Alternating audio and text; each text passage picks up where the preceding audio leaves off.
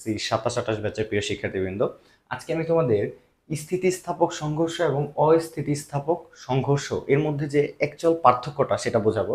দেখো, যখন অস্থিতিস্থাপক বলবে সেটা তোমার ভরবেগের সংরক্ষণশীলতার সূত্রকে সমর্থন করবে। ভরবেগের সংরক্ষণশীলতার সূত্র কি?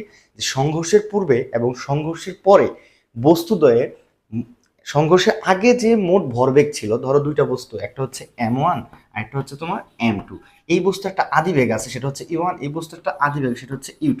তাহলে সংঘর্ষের আগে এদের ভরবেগের যে সমষ্টি, তার মানে হচ্ছে m1 u1 plus m2 u2। বুঝতে পারছো? তাহলে সংঘর্ষের আগে তাদের মোট ভরবেগের সমষ্টি সংঘর্ষের পরে তাদের মোট ভরবেগের সমষ্টির সমান হবে। এটা হচ্ছে ভরবেগের সংরক্ষণশীলতা। বুঝতে পেরেছো ভাইয়া? আচ্ছা, আর দ্বিতীয় কথা, এটা হচ্ছে অস্থিতিস্থাপক সংঘর্ষ।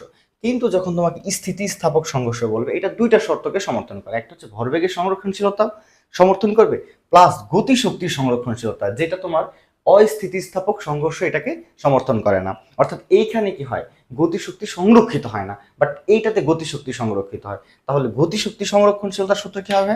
হাফ হবে, শুধু হাফ। গতিশক্তির সূত্র কি? Half m1 u1 square plus half m2 u2 square equal to হচ্ছে half m1 v1 square plus half m2 v2 square. অর্থাৎ সংঘর্ষের আগে মোট গতিশক্তি সংঘর্ষের পর মোট গতিশক্তির সমান হবে। এটাই হচ্ছে ভাই মূলত স্থিতিস্থাপক এবং অস্থিতিস্থাপক সংঘর্ষের মধ্যে পার্থক্য। আশা করি তোমরা বুঝতে পেরেছো। দেখা হবে নেক্সট কোনো ক্লাসে। আসসালামু আলাইকুম।